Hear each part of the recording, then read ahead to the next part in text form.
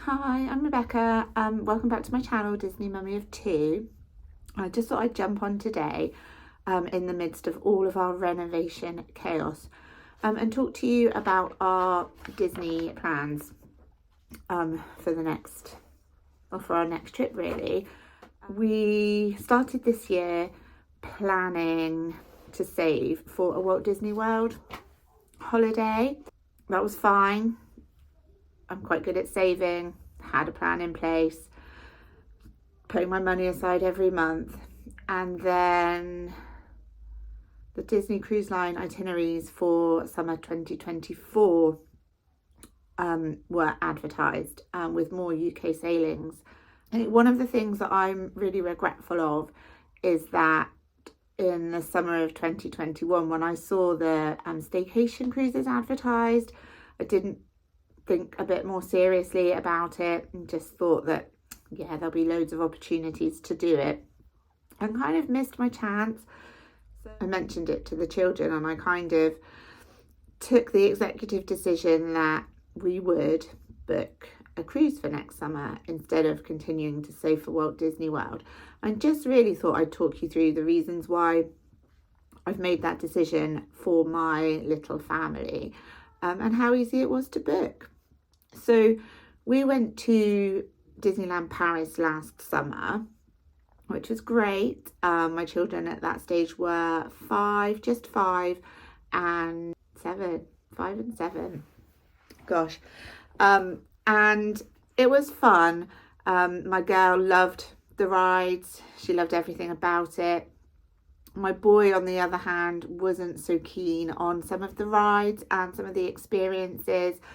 So all the time I'm thinking about saving for Walt Disney World, in the back of my head, I'm thinking that what if we get there, he doesn't want to do something, it's just the three of us, and so none of us can do it.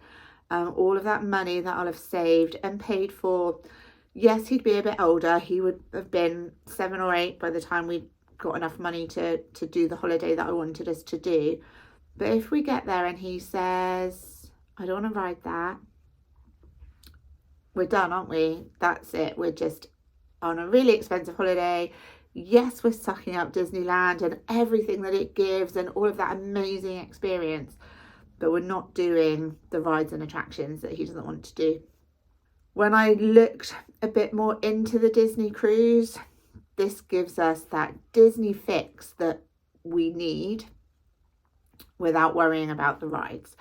So when I saw the itineraries advertised, I decided that I thought that's what we were going to do. I had the money that I've saved so far this year that was going to go towards the Florida holiday. So I chose which cruise I wanted to do. To be honest, I wasn't overly worried.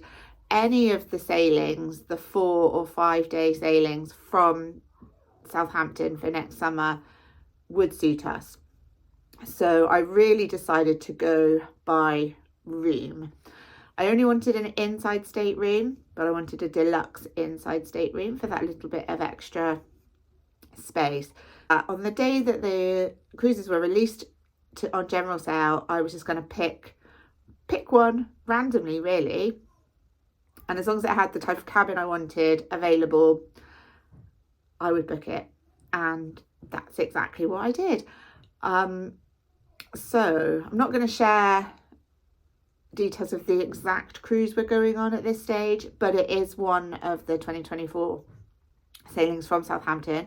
So it's really exciting. We are all booked on that for next summer. It feels like a long way away, but it will come round really, really quickly. I got the stateroom we wanted, an inside stateroom, midship on a high up deck.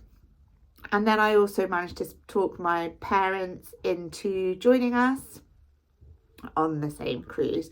So they booked theirs a couple of days after us, but just pure coincidence, they are having a veranda room virtually opposite the door to our stateroom, our inside stateroom, and then about 3 doors across and over is their veranda stateroom.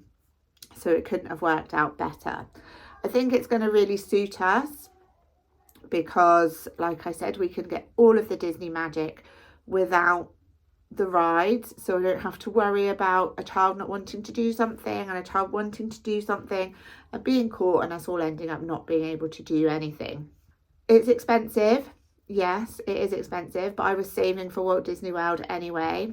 And when I think about what we spent for Disneyland Paris and then added on all of our food on top, I think by the time we've done the Disney cruise and paid for that and had all of our meals included, all of our snacks included, all of our ice cream, all of our fizzy pop, all of that, plus the shows that we'll get the opportunity to see, it felt like a bit of a no-brainer. I don't think it works out too bad for us.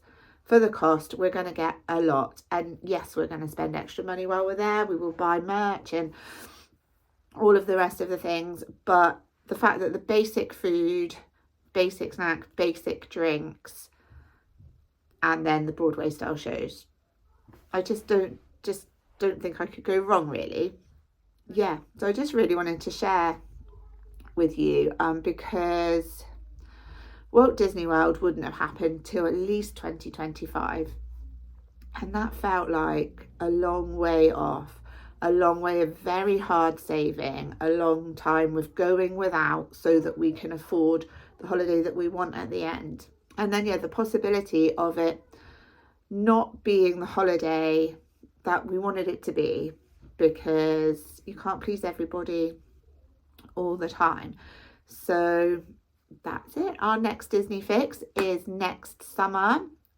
As we get closer and closer, there will be some very, very in-depth planning. We are full planners. I like to know exactly where we're going. Obviously, I won't have a say over the rotational dining until we get on the cruise.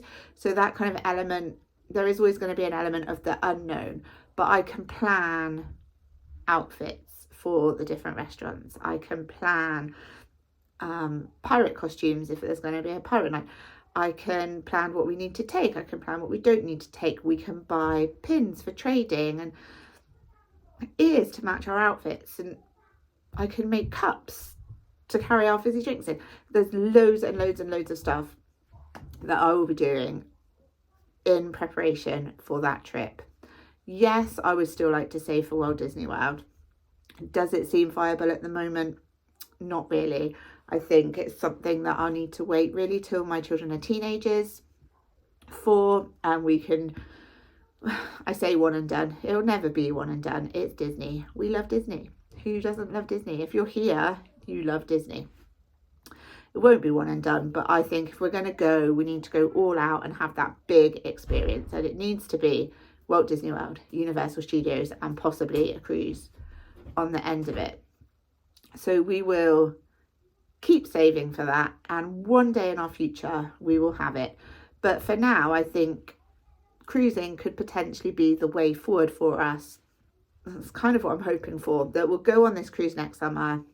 It will be the answer to us getting this Disney fix that we so need annually, really, because who doesn't? In a way that we can afford it, but that suits my family the best. So that's what I'm kind of hoping for. In the meantime, we're going to do some fun things at home in the UK.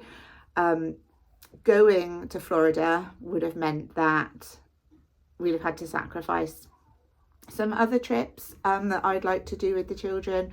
So by doing something different, we'll free up a bit more money, so we don't have to put so much into the savings. So we're going to go to London in the autumn. We have tickets for the Harry Potter studio tours, which we're going to go on later in the year, and then some museum visits while we're there. So that is why I've chosen a Disney cruise as my family holiday for next summer. Like I said, it's a long way away, but there's going to be so much fun on the way. Yeah, so stick around, join us. I'll be uploading more videos as we go, as we get closer. But yeah, like, subscribe. stick around. I'd love to have you. Thanks very much, guys.